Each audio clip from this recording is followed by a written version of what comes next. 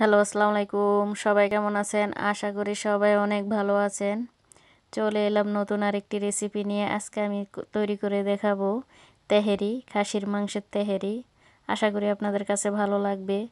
খুবই সিম্পলভাবে দেখানোর চেষ্টা করব এবং ইজি পদ্ধতিতে রান্নাটা করে দেখাবো। তো এটা রান্না করার জন্য কি কি লাগবে চলুন মূল রেসিপিতে চলে যাই।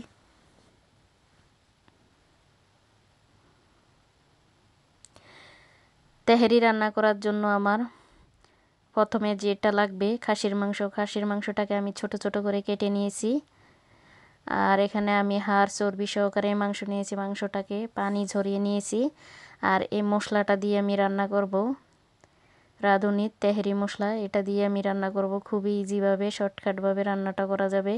এখানে আমি চুলার মধ্যে কড়াই বসিয়ে নিয়েছি, তার মধ্যে আমি পরিমাণ মতো তেল দিয়েছি এবং ঘি দিয়েছি।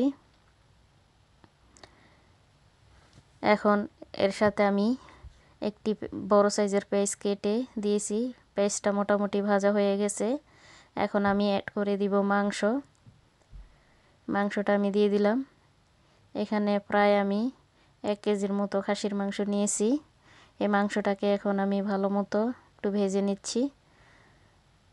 তারপরে আমি যে মশলাটা দিয়ে আমি রান্না করব সেই মশলাটা অ্যাড করে দিব। এখানে আমি 1 চামচ পরিমাণ আদা রসুন দিয়ে মাংসটাকে ভালো মতো ভেজে নিব।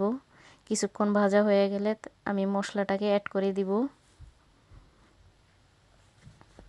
এখানে যে মশলাটা দিয়ে রান্না করব তার পুরো একটা প্যাকেট মশলাই আমি এখানে দিয়ে দিচ্ছি। মশলাটা দেওয়ার পরও আমি ভালো মতো একটু নেড়েচেড়ে মিশিয়ে নিচ্ছি।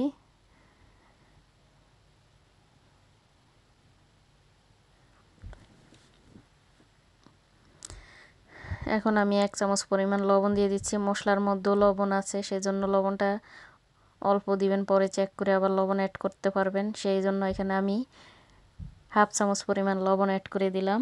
এখন ভালো মতো নেড়েচেড়ে ঢাকনা দিয়ে ঢেকে রেখে দিলাম। 5 মিনিট পরে আমি ঢাকনাটা তুলে নিচ্ছি। দেখেন মাংসের মধ্যে একদমই পানি উঠেছে। এই পানির মধ্যে আমি মাংসটাকে রান্না করে নিব। আমি এক্সট্রা আর কোনো পানি অ্যাড করব না। এর মধ্যে আমি মাংসটাকে ভালো মতো রান্না করে নিচ্ছি। চুলার হিটটা একদমই মিডিয়াম করে রান্না করতে হবে। দেখেন মাংসটা প্রায় রান্না হয়ে গেছে। মাংসের মধ্যে তেল উঠেছে, তার মানে ভালো মতোই রান্না হয়েছে। এখন আমি 4-5টা কাঁচামরিচ অ্যাড করে দিলাম, দিয়ে ঢাকনা দিয়ে ঢেকে দিলাম আরও 5 মিনিটের জন্য। 5 মিনিট পরে আমি ঢাকনাটা তুলে নেড়ে দিচ্ছি। রান্নাটা হয়ে গেছে। এখন আমি চুলাটা অফ করে দিব। এখন আমি চলে যাব চাউলটা বসানোর জন্য।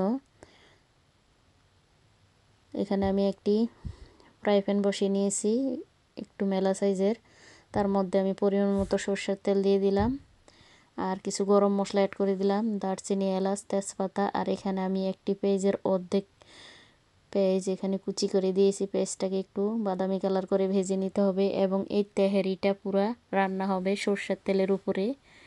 তো এখানে আমি 1/2 চামচ পরিমাণ আদা রসুন পেস্ট দিয়ে দিলাম। এটাকে একটু নেড়েচেড়ে ভেজে নিচ্ছি।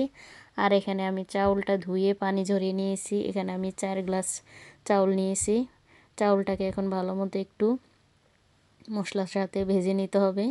তারপরে এখানে আমি 6-7টা কাঁচামরিচ অ্যাড করে দিলাম। আর এখানে আমি অল্প পরিমাণে লবণ অ্যাড করে দিলাম। লবণ লাগলে পরে অ্যাড করা যাবে।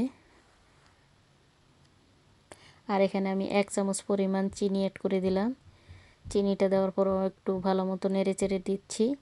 চিনিটা দিলে ফ্লেভারটা একটু ভালো আসে, এটা অপশনাল, দিতে পারেন, না দিলেও সমস্যা নাই। তারপরে এখানে আমি 1 গ্লাস দুধ দিয়ে দিলাম। তারপরও এখানে গরম পানি অ্যাড করে দিচ্ছি। এখানে যেহেতু 4 গ্লাস চাউল নিয়েছি সেজন্য 8 গ্লাস হবে। আর দুধ যেহেতু আমি 1 গ্লাস দিয়েছি সেজন্য আমি 7 গ্লাস পানি দিলাম। পানিটা দেওয়ার পরও একটু ভালো মতো নেড়েচেড়ে মিশিয়ে নিচ্ছি। তারপর আমি 5 মিনিটের জন্য ঢাকনা দিয়ে ঢেকে রান্না করে নিব এবং চুলার হিটটা মিডিয়াম করে রেখেছি। 5 মিনিট পরে আমি ঢাকনাটা তুলে এখন মাংসটা অ্যাড করে দিব।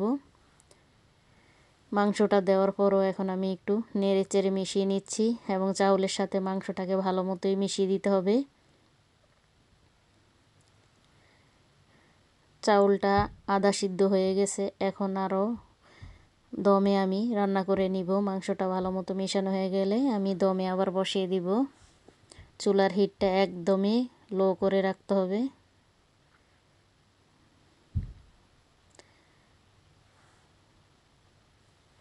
এখন আমি 1 চামচ পরিমাণ ঘি অ্যাড করে দিলাম। ঘিটা দেওয়ার পরও একটু ভালো মতো করে নিচ্ছি। আর দিয়ে দিচ্ছি আমি এখানে কেওড়া জল, 1 চামচ পরিমাণ কেওড়া জল দিয়ে দিলাম। দেওয়ার পর একটু ভালো মতো মিশিয়ে এখন ঠিক এভাবে চেপে দিচ্ছি। তারপর আমি ঢাকনা দিয়ে দমে রান্না করে নিব আরও 10 মিনিটের মতো। রান্নাটা হয়ে গেছে। এখন আমি ঢাকনাটা তুলে নিচ্ছি। 10 মিনিট পরে দেখেন কতটা ঝরঝরা হয়েছে। রান্না শেষ, আমি চুলাটা অফ করে দিচ্ছি। আর এখন আমি পরিবেশন করে দেখাচ্ছি।